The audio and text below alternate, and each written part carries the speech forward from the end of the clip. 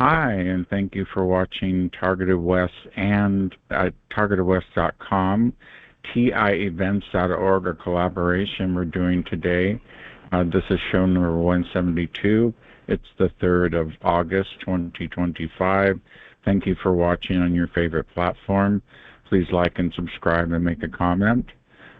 We have a guest tonight who has a movie out, and we're going to interview them. But first, we have a bio from Tranquility for our guest, Jason Nancarrow. So go ahead, Tranquility. Good evening, everyone. It's truly been an honor and a pleasure working with Jason to help bring tonight's interview together. As many of you might know, his original interview date had to be postponed due to a medical emergency with DJ Chris the night before, and Jason has been nothing but kind, understanding, and incredibly patient throughout the process. He even reached out personally to check in on DJ Chris while he was recovering, which says a lot about who he is, not just as a filmmaker, but as a person. Now, let me introduce you to Jason Nancarrow.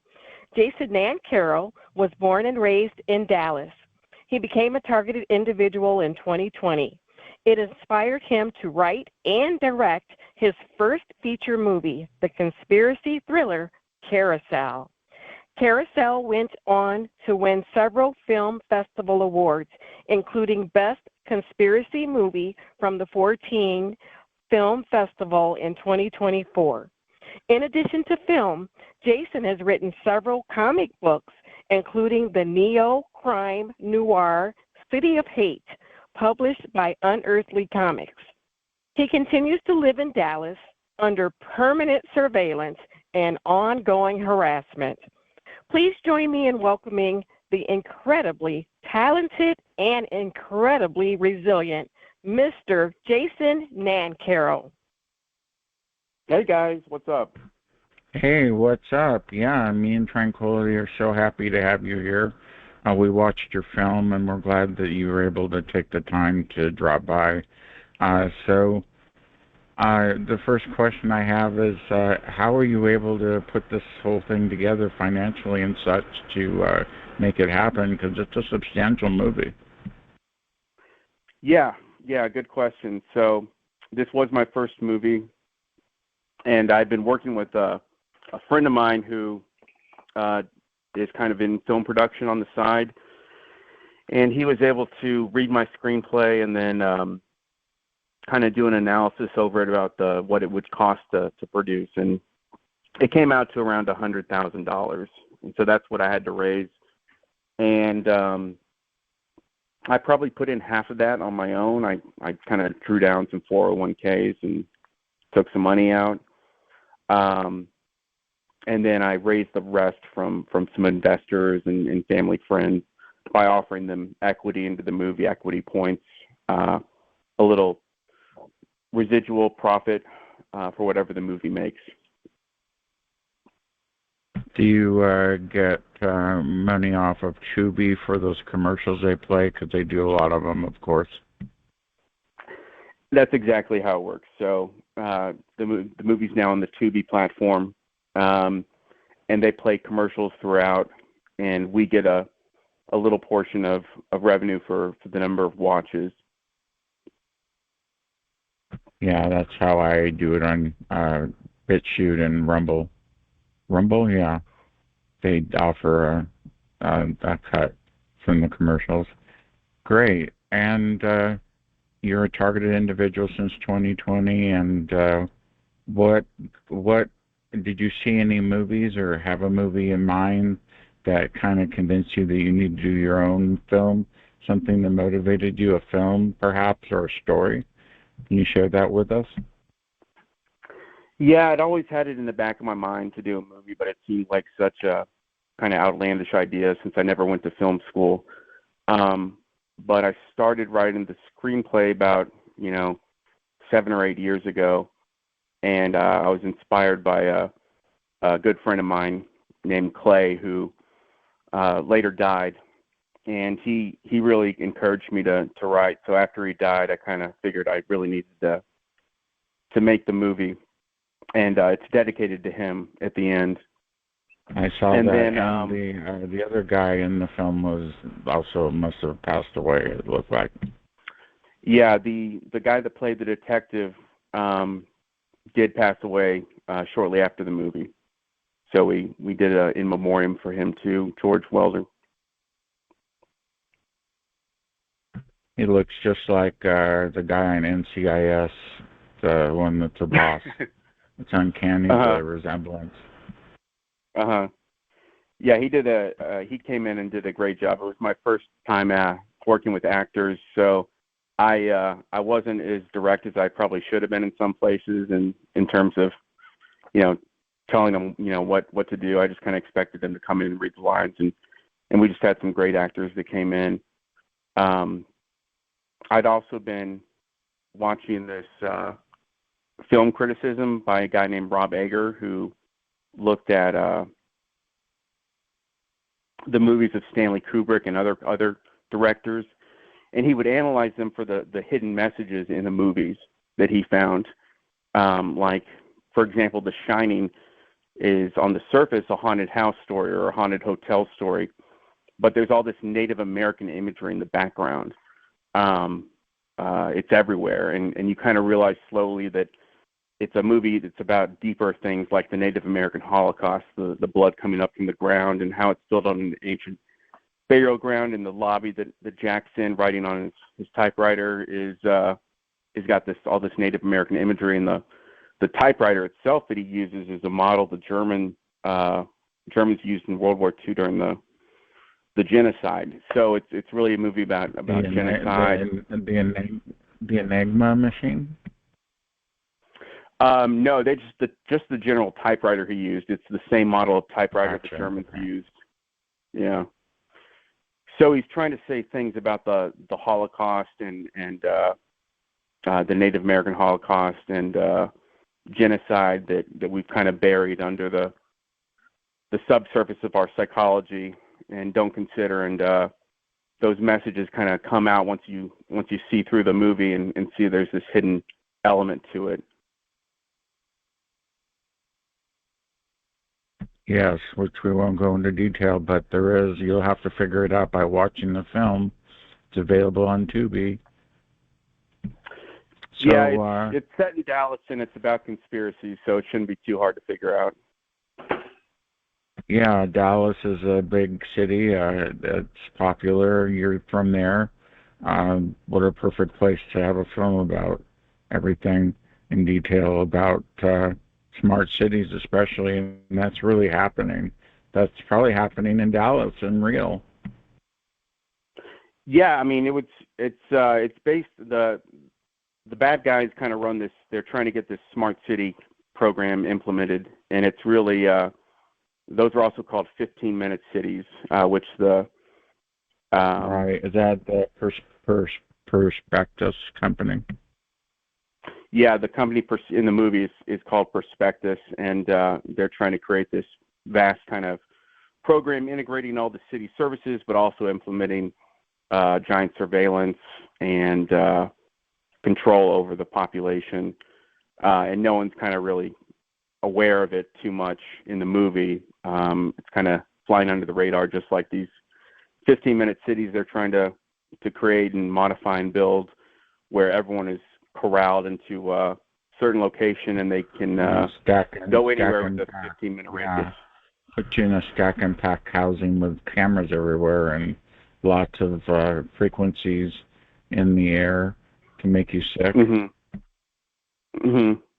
Yeah, I mean, 5G is everywhere now, and the Gwyn towers along with it are just blasting out a lot more power than is necessary to carry cell signals.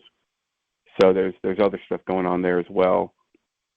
Yeah, the Gwyn Tower, for everyone listening and watching, is the ground wave emergency network. It was created to communicate in case we were hit with radiation and our systems would crash. So it uses the Earth as a way to communicate, and they use it as a weapon on people. Yeah, exactly. I mean, these type of devices are pretty much run by the the deep state, military and stuff like that, and they have multiple uses. I think it works in conjunction with chemtrails, which release nanoparticulates, and they kind of interact with the signals to create certain effects in people. I know 5G went up right during the COVID when it was released in Wuhan. The 5G towers they put up happened right at the same time, so there might be a connection there as well. Yeah, we have 5G over here, but my phone is only 4G, so I don't pick it up. But well, great. Making the film, you experienced some harassment that was interrupting your ability to make the movie. Can you tell us a little bit about that? Yeah, sure. So I'd been kind of getting harassed for a couple of years before then. I think at some point they realized I was kind of writing the screenplay about the deep state, and I got on someone's radar. It didn't help that I have or had a drug problem. And so I'd been getting harassed, people kind of entering my residence and moving stuff around, getting followed, low-level kind of surveillance and harassment. They like to leave some notes in my place when they came in when I was gone. So that really kind of amplified the paranoia theme that I used in my screenplay. And then during the actual movie, we were completely under surveillance the whole time. Sometimes they just play little pranks like coming in and pulling out the plugs of the power when we were downloading the movie. Other times there's a scene kind of towards the midpoint of the movie where there's a giant protest and the characters are attacked with these drones. And we did that scene in downtown Dallas at Main Street Garden. And that was, we had all these kind of weird guys in backpacks showing up on the side, just kind of monitoring the situation, which was pretty weird. But overall, we were able to produce it, without any complications. Well, it turned out really well. I was able to rewatch it again today and learn more about the film and the messages behind it, and learn a lot. But the smart city thing is legit, and there's people talking about that right now in our community about making sure you stay away from that. If you can live in the country, that would be great. I live out in the middle of nowhere in my RV, and I have hardly any technology at all going on. Do you find that helps you? It helps me with the V2K, and it helps me with my neighbors right now are both meth heads. Unfortunately, the RV park's going downhill. So they're both up all night having sex and doing everything. So this just has happened. It was all love and kisses for years around here. So, everybody's broke, no one has money, and so we're getting through it. But, the good thing is you can always move your RV. You just need the truck, which we have. Yeah. Well, I think there's definitely design to keep people living on the edge, very close to poverty. I think that's one of the reasons we see inflation. It's designed to keep you poor so you can't fight back, and a person who's busy scraping by is not going to have the energy to try to fight the system that is against us, as we all know from your movie. You had a scene where you were at an AA meeting, and you were there. Were you ever actually in AA? Because I was, and I still go to the meetings online, but was that a personal effect, or is that just part of the movie script? A little of both. I've been to NA before, and I've had over a year sober before. A lot of the stress of the harassment kind of doesn't make it easy, though. But the character in the movie, the main character, Jake is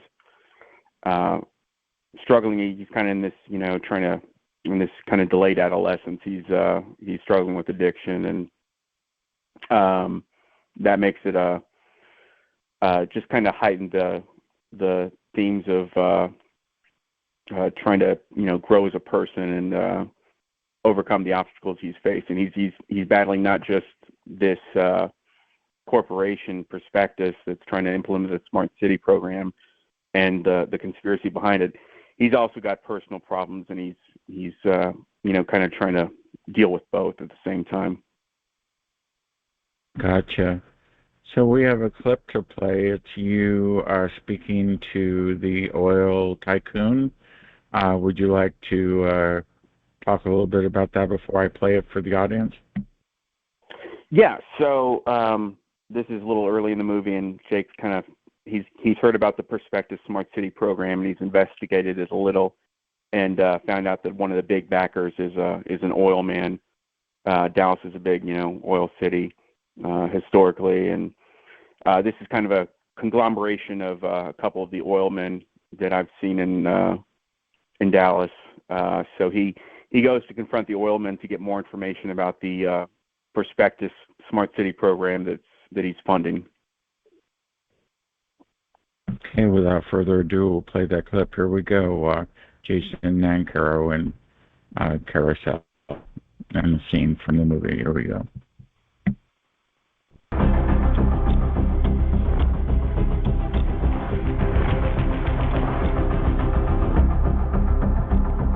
Clint Wallenhunt? What, you morons double bill me again? No, I'm actually a reporter for the Dallas Beacon. I was hoping we could talk. Wait. Who are you? My name's Jake Teller. I'm a reporter for the Dallas Beacon. Maybe you've heard me. I'm one of the best reporters. Yeah, you're that fucking guy who came by the PAC office earlier. Right.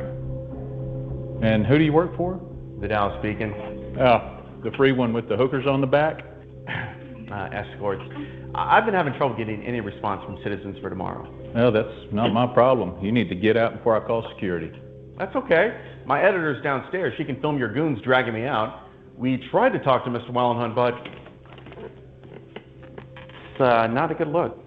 Why don't you just give me 5 minutes? Off the record? Sure. Now, why are you supporting the proposal? Think of a city like a network. Talking points? I thought you were the man in charge. That is the new oil kid, and we think the upgrades will be good for the city. That's why my PAC supports it. Well, it's certainly going better than your last PAC, which supported building a toll road in the Trinity flood zone. Still can't believe the voters turned that proposal down. The unwashed masses, right? It was actually a managed toll lane.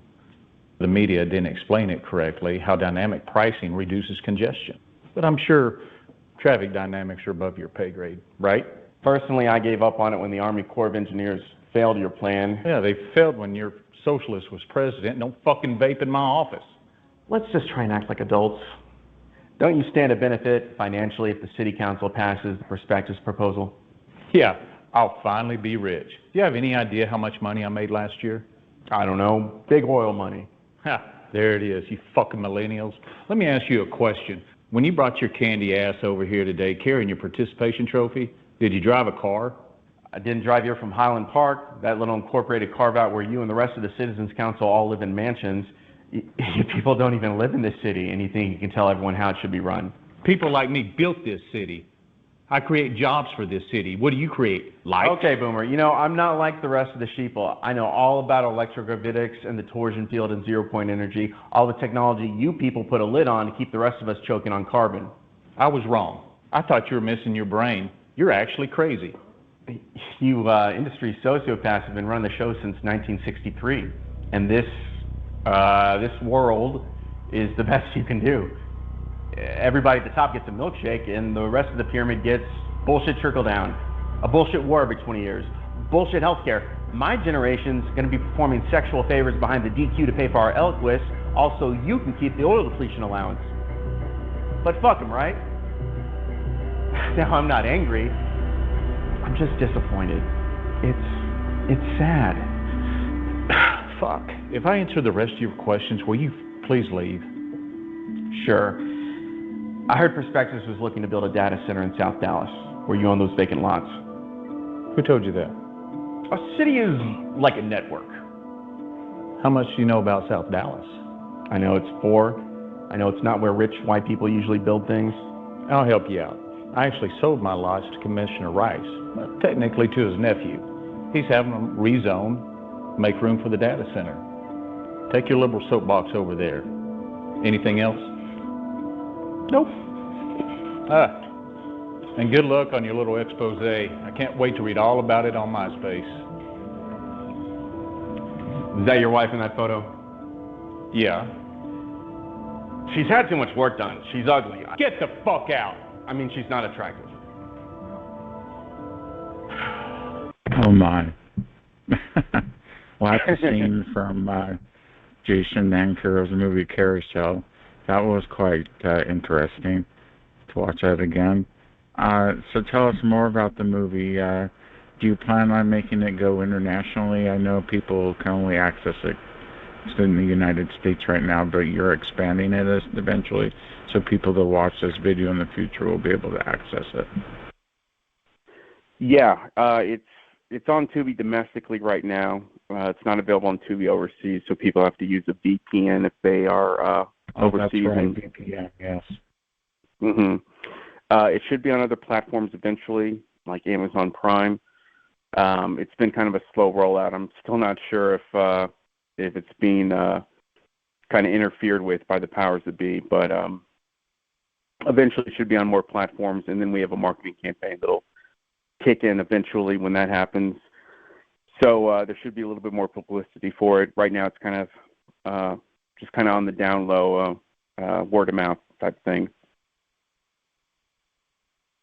And that's what this call will do for you, is expand it out to more places where people will watch the film, and you'll be able to get a name, especially you've already established that many people have watched it, so they already know who you are, and you're a great actor. You did a splendid job. So. Oh, thank you. Yeah. So what else would you like to talk about your film that you can share with our audience and the people here in the call? We have 73 people in the audience right now. Yeah, well, the TI community has been great. I kind of promoted it on Twitter a little bit on my Twitter account, Wildkin66, and a lot of people have watched it, enjoyed it, and given me some good reviews. So they've been very, very generous, the TI community. And the movie's it's kind of fast-paced. It's dense, but it's fast-paced. It's like 90 minutes, but it's meant to be rewatchable. There's a lot of hidden messages in there in the background. I think you might have caught one early on the second review you did. Yeah, look out for Charlie. I saw that, the guy that's on YouTube that puts out the videos. I saw that little reference. Yeah, that was some graffiti in the background, and I found out about him when I was kind of trying to understand the whole experience of being a targeted individual.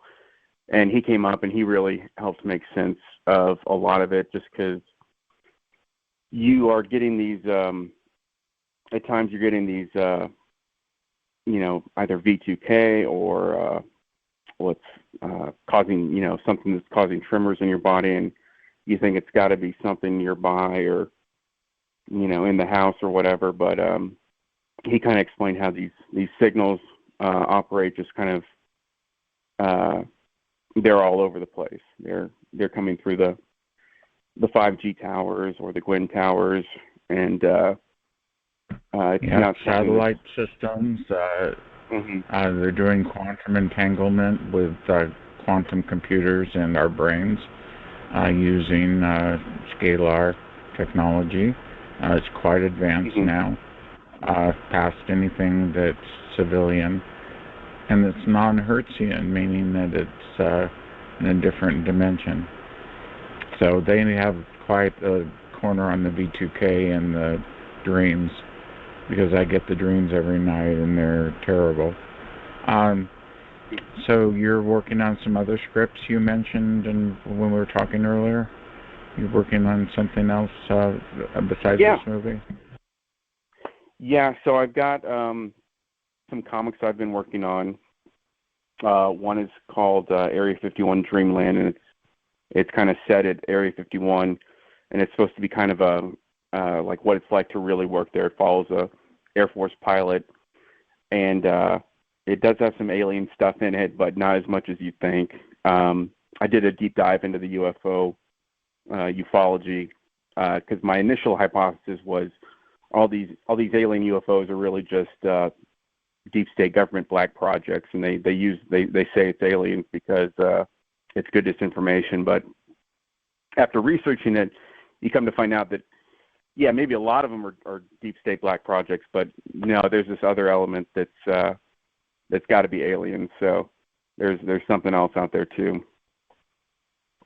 That's one project, and then I wrote another about a Sasquatch that this hunter who kills a Sasquatch, and there's actually a law in Washington where if you shoot a Sasquatch, it's considered an endangered species if it ever happens, and it's like a misdemeanor. So my story, the hunter is put on trial for killing the Sasquatch, and it's kind of this mix of the absurd and dramatic. It's got a kind of a fun tone, and then I wrote one more about these psychic freedom fighters who are battling archonic demons, and that was a really fun one to write. So that's my Matrix Inception mind bender, and that would take considerable budget to make. Now, where can we get these comic books that you make? So there's unearthlycomics.com. That's where my neo-noir City of Hate. City of Hate is kind of about these detectives uncovering a conspiracy in Dallas involving the cartels. So it's kind of a recurring theme. It appears conspiracies in Dallas. I like writing about the city. That's at unearthlycomics.com. And I think I posted the first issue of Area 51 Dreamland on my Twitter, just to put it out there. I've been trying to reach out to publishers. When will that be available for sale? Well, the first issue is up on Twitter. If you just search for it, I just posted a link to Dropbox where people can kind of look at the first issue digitally. But I definitely want to make that a ongoing series eventually. A lot of these projects cost money though, so I need to get some type of return of investment before I keep going with it. Yeah, I do. I make a mix of music, and I have to invest in the music, and I just had somebody do a DJ drop again, and I offer it for free to, as a distraction for V2K. But I do Substack also, and Substack helps me, and my book sales help me. But I did a fictional book about my grandmother, which turned out to be pretty successful. And so I've been doing stuff like that. But I haven't written anything lately. I worked on a book for Silicon Valley called Silicon Valley. I haven't finished that yet, so I've got some work to do. What's that about? It's about a guy named Jethro that comes from Alabama, and he wants to be in Silicon Valley, so he works for a company that makes chips. And the guy takes him in, changes his name to JR, ditches his car, gives him a Lincoln Continental in the 70s, a big one, and he has to hide crimes that they're doing about eugenics with people in the back that they use for employees. Eugenics is crazy. It's been around for it was huge in the early 1990s, and I think it's been around since the 1900s. Yeah, there was a eugenics movement back in the 30s and 40s. Yeah, that's what I meant, 1900s. And then Epstein was deeply involved in trying to do some eugenics projects, try to implant as many as he could with his genetic material allegedly. a lot of scary stuff going on at Zorro Ranch. Yes, he was involved in the DNA technology that used to make the perfect breed, which is probably what he was trying to do, is make the perfect human female, I guess. Mhm. It's interesting though. They're saying the population will top out around 9 billion by 2050, I think. But a lot of countries have declining populations. I think China's in trouble. They're losing a lot of the birth rate is not as high as it used to be. And then you got to consider what people like Bill Gates, what their end goal is, if they want to try to control the population at some point. And he's been very adamant about maintaining the population. The Georgia Guidestones said they want to keep the population level around under 500 million. So who knows what their real goal is and how many people they really want around. Well, they keep us, embedded with commercials about every drug possible on TV. They've got us bathed in every frequency. They've got disgusting movies. Nothing's quality. Do you know of any movies you can tell me about besides yours that's memorable? No. Everything's changed. It's just not as fun as it used to be, and there's not as much things to do as there used to be, and people can't afford it like they used to be able to. Mhm. Yeah, we were talking earlier before the show about how they want to keep everyone kind of at a level where it's just just this close to poverty, where any emergency or any little thing that goes wrong and they're bankrupt, a hospital bill will bankrupt you these days, and they want to keep us at this kind of subsistence level, so you're too busy scrounging for scraps and trying to get by to look into the big problems about what's really going on or why the system is set up like it is. Yeah, it's not a win situation, and I know I get involved. I just went to the hospital, and now I'm being inundated with bills that I have to give them my insurance and help them figure out everything. So now I'm a billing clerk for the next couple months. So the medical system is broken. I learned, but they saved my life. I'm glad for that. I got out of surgery and made it, so I'm good. But I had to control the narrative the whole time and make sure they knew what was going on, and I had to be very clear about what I wanted. And I got what I wanted, which was what I thought was, my neck needed surgery. So, do you have a website yet, or are you going to be making a website eventually for your movie? Yeah, we might. There might be one out there. I think we put one up a couple of years ago. I'm not sure, Carousel Movie or Carousel the Movie, something like that. There's a cool scene in the movie. There's a QR code that appears at some point during the movie. And if you click on that QR code, you go to an alternate reality game website where you can, explore it more.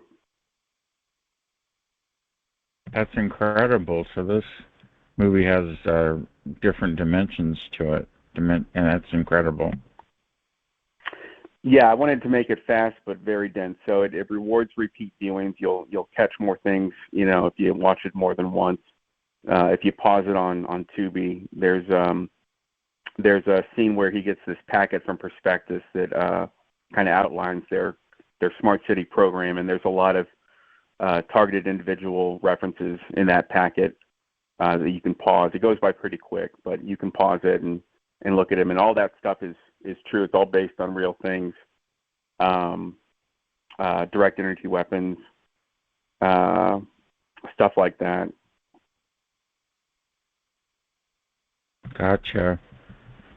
Okay. Well, do you want to play the second clip from your movie? This is where you meet the guy with the bow tie. I guess he's a city official, and you're trying to convince him to work with you to stop this company Prospectus from taking over within Smart City.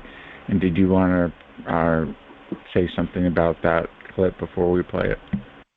Yeah, sure. So this scene is with a politician, a county commissioner named Rice, and maybe based on a real county commissioner in Dallas. You'll have to research that. But he's in South Dallas, which is kind of a minority population. It's the poor area of Dallas, and it's also got food deserts. There's no place to really go get groceries. It's a tough area, a lot of industrialization, and there was this giant place called Shingle Mountain that was there for years. It was just kind of highly toxic, and it took them forever to try to fix that. Anyway, this guy's the power player in South Dallas, which is where Prospectus is planning to build their data center. And so he's kind of the character that the oil man Wallenhunt mentioned Jake could, my character Jake should go see. So he's going to see this kind of South Dallas power broker politician to ask more questions about the Prospectus Smart City program. Okay, here we go. Wallenhunt told me about you. Come in, young fella. Oh, shut that door for me, please. I always have time for an interview with the Dallas Morning News. It's rare they send a reporter out my way. I think there's some confusion. I'm not with the DMN. Oh, I thought you were a reporter. I am. I write for the Dallas Beacon. Now, I want to start with... No tape recorders. You're going to have to write down what I say if you want to talk to me. Whatever. Now, this is about the Smart City program. I want to start with your connection to Wallenhunt. Let me stop you right there. I haven't even asked a question. I can already tell where this is going, so let's just get something out of the way first. How much reporting have you done on South Dallas? It's not really my beat. Okay, let me ask you another question. How much do you know about South Dallas? What does this have to do with anything? Well, context is very important, son. Do you have any black friends? What? I'll be your black friend. What is this? What is your zip code? 75206. M Streets. Do you know what the life expectancy is in your zip code? Nope. 80.8 years. Do you know what the life expectancy is in this zip code? Why don't you just tell me? 63.6 years. That's terrible. That's not good. You should probably do something about that. Oh? What am I going to do about it? I don't know. Build some clinics. Okay. Now that we've sorted out systemic racism, let's build us some clinics. Who's going to build them? You know some providers who want to help people who don't have health insurance? Don't they have Medicaid? Those clinics don't earn enough off Medicaid to come here. Then I guess they should work some jobs. Jobs? What jobs?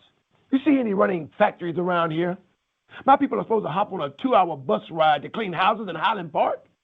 They wouldn't have to if you brought in some investment. Make some deals. Isn't that what a good politician does? I should just get back to begging a white man for a handout, huh? That's what you're saying? You're the one that killed the inland port deal. Is that what they told you?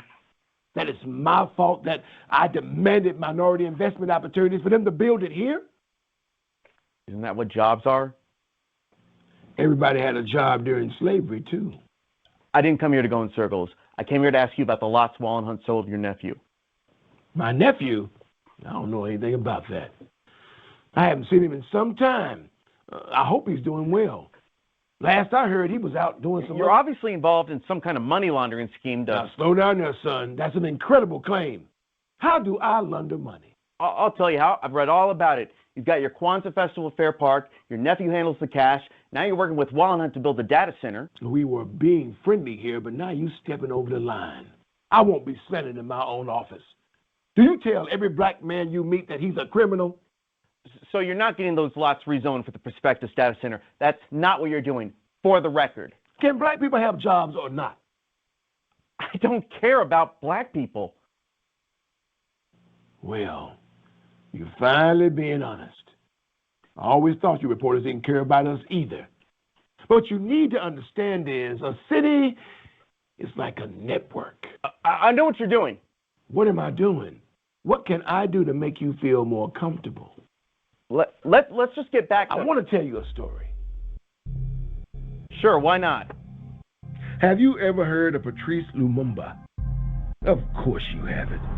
He was only Congo's first democratically elected prime minister. He lifted up his people into an independent republic after years of Belgian rape. It wasn't long after that when the CIA tried to poison him. And so he fled, chased by CIA and their hired thugs. He crossed the river first, waiting for his family to come next. That's when they caught them. So he crossed the river back to save his family and to die. And they did kill him. Well, first they beat him over and over until he was unrecognizable. Then they killed him, like they always do, and so on and so forth. What are you talking about? We're not in Africa. I'm talking history, young man. How they do black politicians. How they've always done us. No, now I'm talking. Right now I'm talking. I'm talking about lots. You don't know a damn thing, son. You got an accommodation with the White Citizens Council. You skim off public housing. You're just like all the other bloodsuckers. Maybe worse, you prey on your own people. Now just wait a minute. And now you've got a sweetheart deal with Walnut to build that fucking panopticon. I've done more for civil rights. And I know about your nephew. I'm done with this race. And you're safe full of fucking cash. Get out! You kick me out now, I'm going to publish everything I know. Have fun with the ethics committee. I'm going to make you famous. Yeah, that's right. Kick me out. See what happens. Well, it looks like you mean business. I think you'll find everything you need at 1412 West Ohio Street. At 1412 West Ohio Street. The people there will give you everything you need to finish your story. Blow it wide open. Great. I love you.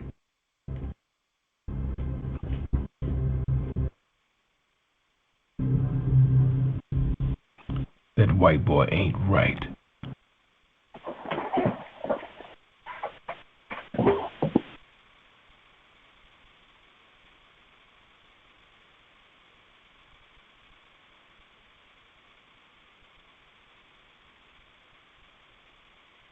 Yellow.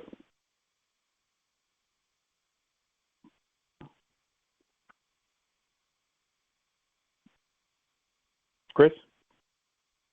Hey, Jason, I think DJ Chris fell off, but he'll be right back. Okay.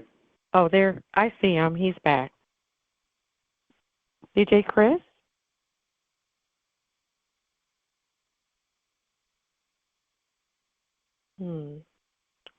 I think he'll be right back. In the meantime, are you back, DJ Chris? In the meantime, is it okay if I ask you a couple of questions, Jason? Sure. Okay. So the first thing I wanted to ask you is about I don't know how to pronounce it, but the 4TN Film Festival. Uh-huh. How did Carousel get submitted or nominated for that film festival? Was that something you entered yourself, or were you invited? Yeah, that was something we entered. So there's this website called Film Freeway, and they just list all kinds of film festivals you can enter. It does cost money usually to enter the festival, but they have different categories. And I entered Carousel into a number of those festivals. The 40 Film Festival was one of them. I think they might have made a special category for us as Best Conspiracy Movie. The 40 is kind of a verb. It's based on Charles Ford, who back in the early in the 21st century or the 1900s, he was kind of investigating all kinds of weird things falling from the sky, UFOs and stuff. So that's kind of what it's based on. Okay. So I saw that it was held in rural England. Did you actually attend in person or virtually? No, I did not attend in person. Not yet. Maybe I'll attend one of these festivals eventually. That's interesting. Well, thank you for asking the question, Tranquility. Are we ready for Q&A mode from the audience now?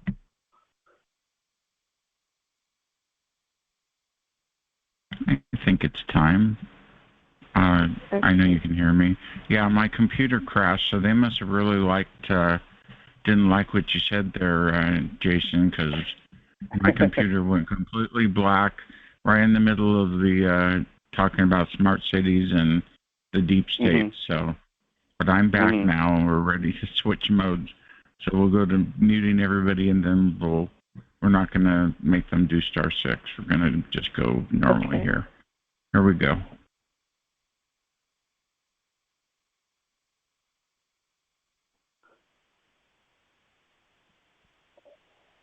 Yes.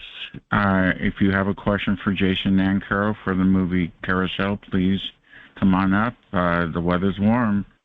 Come on in. Star 6.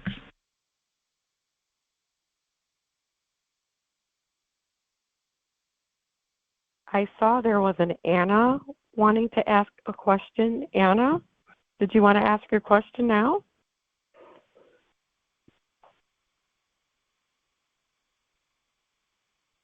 Yes, I saw Anna was waiting. Yes. DJ Chris, you're back. Hey, it's Marky Mark and the Funky Bunch. Go ahead and mute him for us, please. Okay, as soon as I find him. Okay. So, Jason, I'm curious, were any of the actors in the film friends or family members of yours? A couple were friends. The guy that played the PI was a good buddy of mine, and he kind of came on and suddenly did this real big Southern accent, which I thought was pretty amusing. I had to remind him we do scenes later and he'd talk like normal. I'd be like, no, remember you were talking like that Southern guy. A lot of them were local actors though. And I put out a Craigslist ad for that. And then afterwards I put out another Craigslist ad for information from people who'd been working with local police in the area to monitor me, and I got some information back from that from people that have been working to kind of follow and harass me. So that's where I got a lot of my information. I put that on my Twitter. Wow. Now, did you ever have to take acting lessons, or are you just a natural?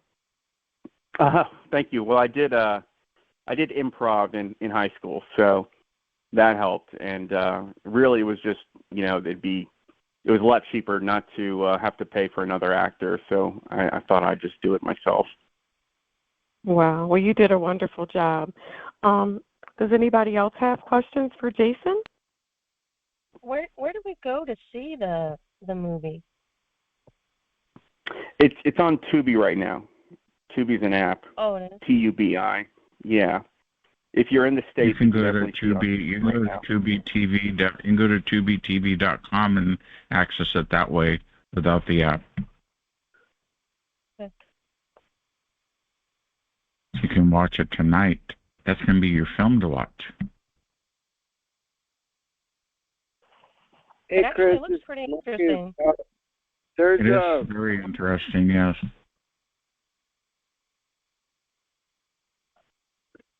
Hi, Chris. This is Laura from Colorado. Can you hear me? Laura from Colorado, come on in. I hear you loud and clear. So I have a question about Jake. I don't know if Tranquility asked this question because I wasn't. Anyway, is that somebody that the character Jake, is that somebody that you know, or what was that character based just out of the blue? Well, I mean, it was a little based on, he's got some addiction issues. So I kind of took inspiration from real life for that. Really good content. And I really appreciate that movie. Thank you. Yeah, thank you. Thank you so much. I did kind of consider being a reporter at one point. I went to University of Missouri initially for journalism school, but really didn't like Missouri, so I left. he's kind of in just reporting right now, and the journalism industry is just kind of falling apart. So the Dallas Morning News, for example, was kind of considered to be bought out by another company that was going to try to take over ownership. And this company's also bought newspapers all over the country. And what they do is they got the newsroom. And so when you have a newspaper that loses all kind of reporting, democracy just falls apart in the local area. There's more corruption. Can I ask a question? I kind of came in kind of a little bit on the late of the movie, but what is the theme? What's the theme of this movie? Well, the theme is conspiracies are real. There's a hidden theme. The movie's a metaphor for something else that happened in Dallas that was a conspiracy. So once you kind of figure out what that hidden theme is, it really connects. But it's kind of where our society is going with the smart cities. And the big tagline is surveillance creates psychosis. So when everyone is being watched and monitored, things kind of get really weird and kind of fall apart. Hi, I just have a question. I came in a little late too, but I did watch some of the movie, and it was great. Thank you. Would you consider yourself a targeted individual, and are you still targeted? And did the movie make things worse for your targeting, or? Yeah, the movie it definitely ramped up after the movie. I do consider myself a targeted individual.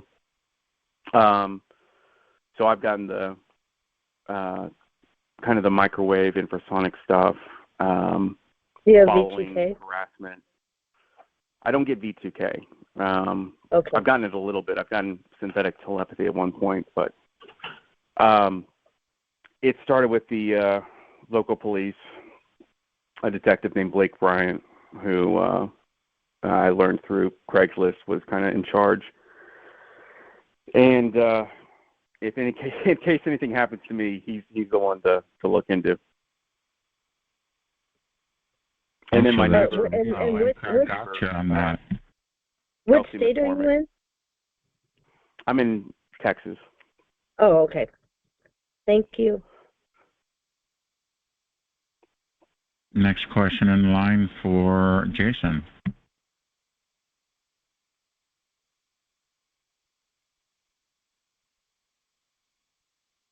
I have another question. Jason, did any of the actors in Carousel know about the Targeted Individual program? No, they didn't. So I kind of kept that on the DL. I didn't want to freak everyone out when I was making the movie. But I got a lot of direct energy weapon attacks when I was making the movie. I barely got any sleep, so that kind of helped with the tone of Jake to make him kind of wired and stuff.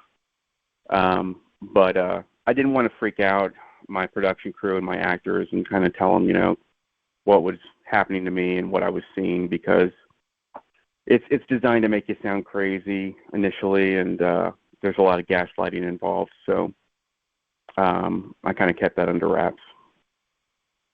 I see. Thank you. Now, in one scene, I have a question for you. In one scene, you had a drink of water from that gentleman, and then all of a sudden you saw aliens, an alien talking to you, but it looked like some type of hologram. Is that what that was intended to be? So, yeah, there's a scene where he gets picked up by like an Uber, and it's a guy working for Prospectus or the, CIA basically.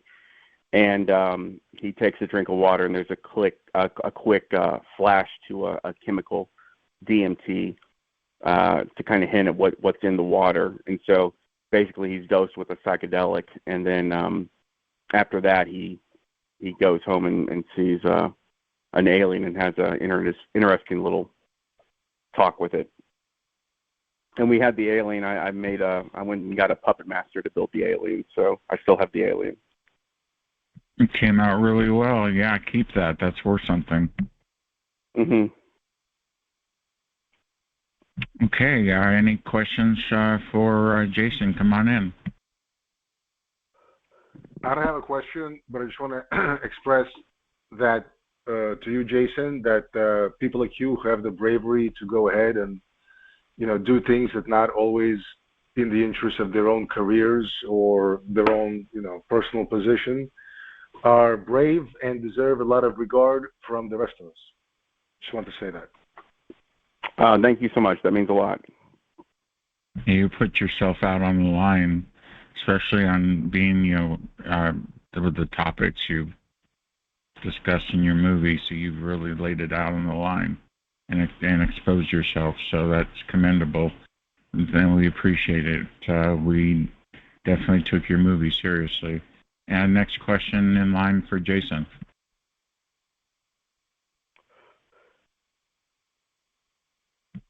Well, I think that's it. We're done. We can go to the book club now, and if you want to hang around, maybe somebody may ask a question later. Okay, I'll probably drop off, but it's been great talking with you and the TI community. I really appreciate it. No problem. And tomorrow's Monday. I'll upload all the videos, and it'll be available on all your favorite platforms. Okay. Thanks so much. Thank you, Thank you, Jason. Thanks, Tranquility. Thanks, DJ Chris. Y'all have a great one. You too. Thank you. Bye. Okay, we're now switching to the book club. Thank you, Tranquility. I told you that would be a good. Thanks. Turned out to be a Cadillac Call. For sure. Yes, it did. Yes, it did. Thank you. Came out so smooth. So here we go with the book club. Off we go to the races. It's time for the TI Book Club, where every book opens a door to new worlds and shared journeys. Here, we uncover hidden gems, specially selected for TIs, and always within your reach. Be part of a community that reads together, grows together, and sees the world through the same lens. Don't just listen to stories, live them with us. Join now at bookclubs.com/TIBookClub/join, and let's turn the pages of adventure together. You can also go to TargetedWest.com and click on TI Book Club on the button on the bottom. This week's book is a poetry book. I thought I'd keep it light since we had a movie guy on tonight. What an incredible interview. Thank you, Jason. This book is getting a 7. It's for free. It's a free poetry book on Amazon you can download and read. It is called Targeted Individuals, The Revolution in Poetry by Laura Patrice, Kearney, Kearney. So check that out. That's this week's book club. And of course, Deb K is now painting her artistic efforts, and we're watching her as she continues to keep the ball rolling for the call. It's open mic if you'd like to talk in the recording in a minute.